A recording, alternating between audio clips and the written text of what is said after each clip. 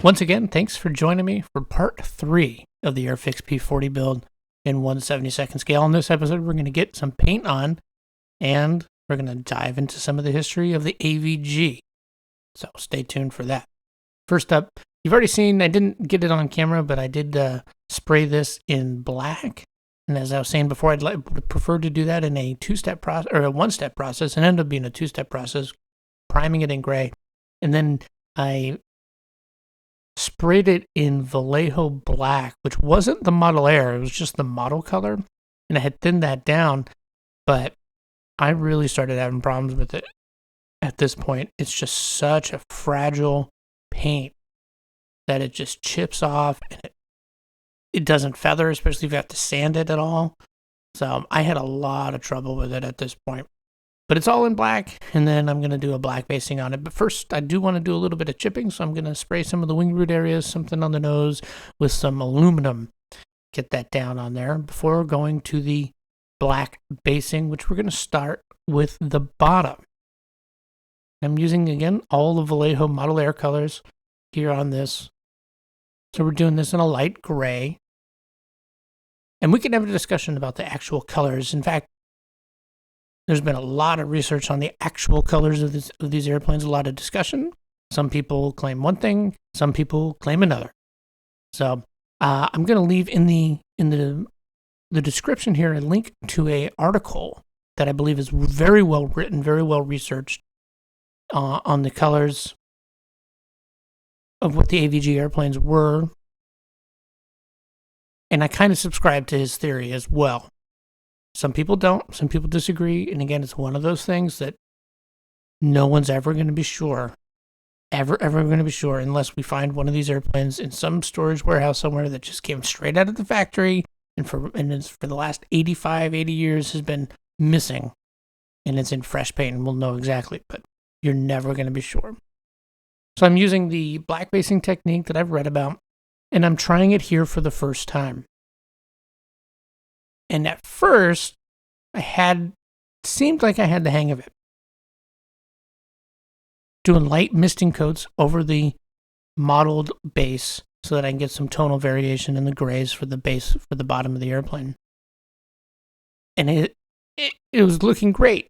And then I kept painting. And I kept painting because I thought, oh, maybe that's a little bit too dark in that area. And I painted a little bit more. And, that it's a little bit too dark. And I ended up going too much. Now, what I should have done is stopped, stripped the paint off, and then tried it again. But it's a test. For me, it's a test. It's learning how to do new things. And learning how to do new things, learning what works and what doesn't, and then this didn't work. So I'm going to learn a lot more from this than getting it right the first time. So that's actually a good thing. Now, like I said, I should have stripped it off, and I still may, recording this later after the fact, I may go back and strip a lot of the paint off just because there's some things that happened later that screwed up some stuff, but I haven't quite decided yet. So what happens, I just went too heavy on it. I covered up too much of that modeling. There's still tonal variation. The camera's not picking it up, but if you were here with me in the Building History Studios, you would see there is some tonal variation, and it's just not as pronounced as I think I like and I would like it to be. But that's okay. I'm going to go with it for now, and then stay tuned. We'll see what happens later.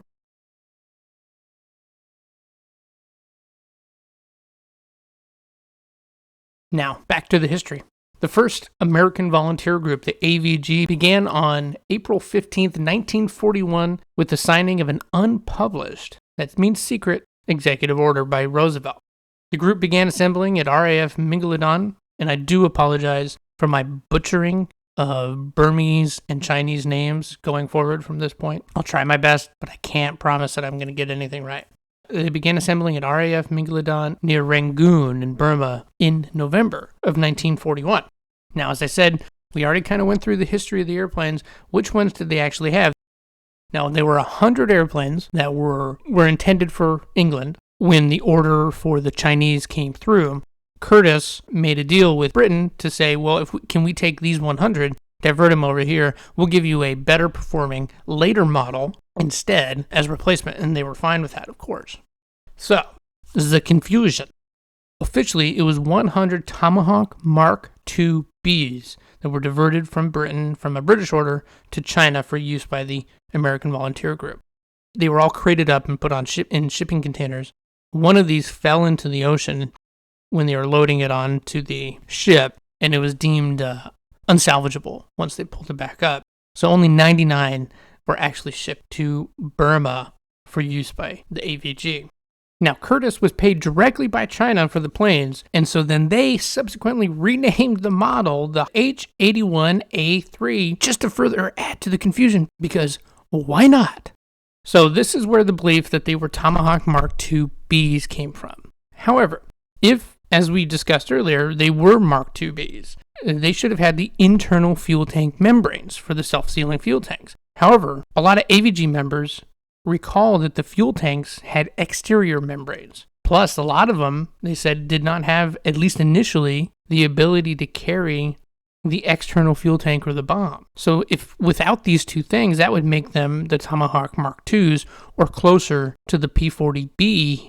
So the truth is, no one really knows with any certainty. Now, there's a kind of hypothesis out there, and this is the one I subscribe to, is that Curtiss, having got this new order, instead of upgrading all of these to what the British ordered, the Mark IIB version, they said, we have all these extra parts probably for the P-40Bs that were obsolete and they weren't going to be used. They said, just send them to China. Just send them to China. They'll never know. So I think they were using old parts, putting them on these new airplanes to fulfill these Chinese contracts. If that's true, they're kind of a mix between the Tomahawk Mark IIs or the P-40B and the Tomahawk Mark IIBs or the P-40C. Really, the main differences between those two, between the Tomahawks and the Warhawks, the P-40 or the Mark IIs, is U.S. equipment or British equipment, mainly a radio. I read in one history that some of these didn't even come with a radio at all, and they had to put a field radio in, a homemade field radio in some of these airplanes. So if anyone tells you out there that they absolutely were this model, don't believe it. It could have been. Honestly, no one really knows. It's kind of like paint in that way, in these original colors. If anyone says this absolutely was the color of these airplanes, of any airplane in World War II, it could have been. Same thing with this. So here we're finishing up the modeling, I should say the base brown coat for the upper surface camouflage. And again, just like with the bottom, and that's going to be the story with the green too. Once we get to the green, it's just I went too heavy on the overcoats. The modeling went well. I thought, the modeling and doing that kind of random design and filling in, leaving some of the black, leaving some of that to show through went well. And again, if you're here, if you could see it in person up close, there is still some tonal variation, just not as much as I kind of wish. And we'll see. It may end up going back to the shop and getting stripped off and trying again. But in the meantime, we're just going to finish up this brown and then move on to the green camouflage color. And how I did that is these camouflage colors, most of them were a standard camouflage design, and they were sprayed on at the factory, at the Curtiss factory. But I was having a hard time without purchasing them. I was having a hard time finding a good just schematic of the camouflage design. So my camouflage design is not going to be exactly correct. What I did is these are 1/48 scale schematics, and then I scaled them down to 72nd, printed them out, and then I hand drew on the camo designs, and then cut them out and made my own masks, and then just taped them to the fuselage, like you see here, for the camo pattern. So this design may not be exactly correct. It may be close, but again, there was some variation in the AVG airplanes at the time. For the most part, they were mainly the same, especially as the war went on, and parts got replaced.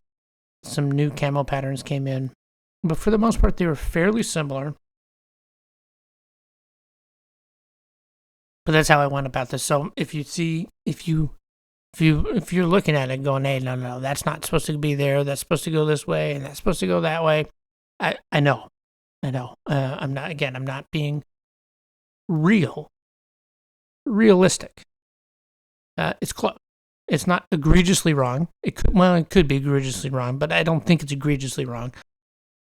It's close. And just like the other two colors, again, why would the third color be any different? It's not. Third color's not any different. Way too heavy. I just went way too heavy on it and didn't let enough of that variation show through. But now, let's get back to some of the history. The American Volunteer Group, as they were known at this time, was divided into 3 squadrons. This was also the first American Volunteer Group. There was plans for 2 more, a total of 3. Now, those never happened because the U.S. was brought into the war at that point. The first squadron was the Adam and Eves, the second was the Panda Bears, and the third was the Hells Angels. The first and second squadrons were based at Kunming, and the third at Mingaludon. The Flying Tiger's first combat mission came on December 20th, 1941. Now, that's kind of important because these men, the pilots of the AVG, had to resign their U.S., most of them were military-based, so a lot of them had to resign their U.S. commissions, their military commissions, in order to become mercenaries for the Chinese because the U.S. was not at war with Japan at the time. Of course, all that changed on December 7th, 1941, and so the Flying Tigers, the American Volunteer Group, didn't actually start combat operations with Japan until after the U.S. was already at war. So on December 20th, the AVG intercepted 10 bombers that were bombing Kunming. Now, this was almost a daily occurrence in Kunming, China. A lot of the time, a lot of the histories say that Japan used Kunming as a practice run for a lot of their new pilots. They bombed it almost daily, but they had no idea that the AVG had arrived.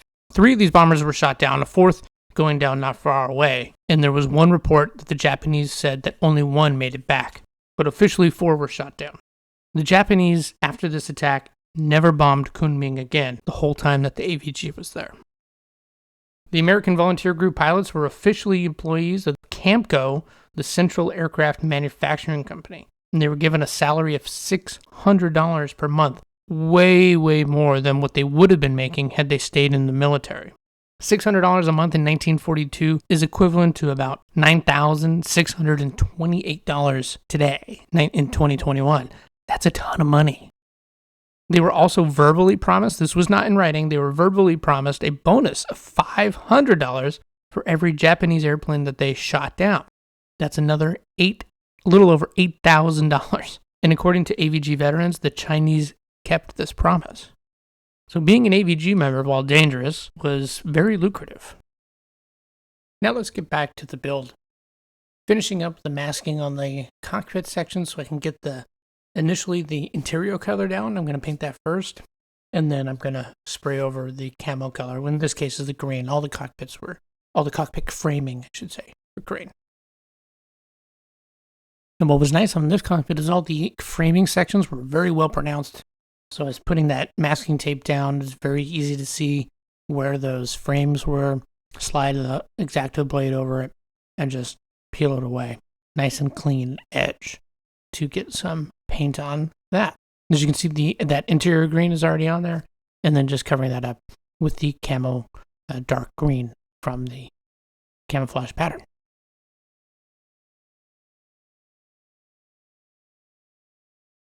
Always the most satisfying part, I think, of any build is peeling the masking tape off.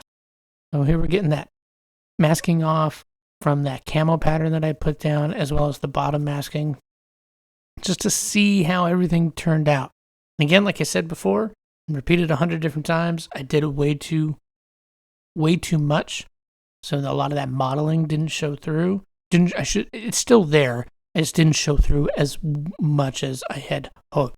There's a few sections of bleed through. There's a few sections where the masking tape pulled up some of this Vallejo paint. Like I said before, this Vallejo Model Air paint, the Model Air airbrushed really nicely, but it it is so delicate, that is really easy to pull up, which made chipping really, really easy, but kind of a challenge. So I did use the Vallejo chipping medium over top of that aluminum that I'd put down before and then covered it up with the paint. And so I'm just wetting that and getting it soft, and it just eats up real quick. And then I'm using a toothpick here just to pick at that over top layer of the paint, over layer of the paint, to reveal that aluminum skin underneath. But it is so easy to pull this up. It's way too easy to go overboard, and you get these big chunks rather than these tiny little like pricks and scratches and nicks and things. It was way too easy to pull up big chunks, and then it left kind of these thick globs of paint that when you tried to remove, pulled up even more paint. So while I think it ended up looking fairly decent, there's some sections that I'm just going to have to go back and fix a little bit, just because it pulled up too much, and is leaving this kind of a thick ledge and this just real ragged edge to some of these areas.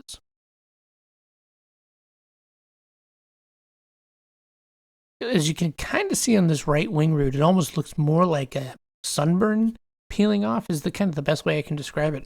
Just kind of this thick over top layer revealing the underneath rather than just an actual section of paint that's just worn away, revealing the aluminum skin underneath. So what I'm going to end up doing is kind of using some brushes and tweezers and knives and different things to try to scrape that away and get it as nice and smooth as possible. It was really, really tough just because that Vallejo paint just doesn't react well. Each squadron of the AVG had different markings on the tail to denote their particular squadron. In this case, we're doing Chuck Older's airplane from the 3rd Squadron, which is the Hells Angels, and they were marked with a red band around the tail end of the fuselage. Now, this comes as a decal, but rather than doing a decal, I kind of wanted to do just an actual paint band around the top. So what I used is the decal sheet, used that tracing paper that came with that protective tracing paper over the top, traced it out, and then cut in my own mask, putting it on the tail of the airplane, and then painting it with the Vallejo red thin down, some thin Vallejo red. As I pulled the masking off, it looks really nice. It looks especially painted. However, I didn't take enough time to ensure that it was straight. And again, lessons learned. So I'm going to have to go back and fix this. So this is kind of where I was talking about before, where I may just strip away everything and start it all over again. I'm going to try to do it without doing that. I think, like you see me here doing some sanding on some of these rougher spots on the model. I'm going to try to sand it away. Strips where that red band is a little bit crooked. Kind of overspray that with the camo colors again, and then reapply the red banding and see what works. If that doesn't work, I think then I'm left with stripping it away and trying all over again. But we'll see what happens. I think we're going to wrap this episode up there, however. So join me for part 4, where hopefully we're doing some weathering. Thanks for watching, and join me next time for the next episode of Building History.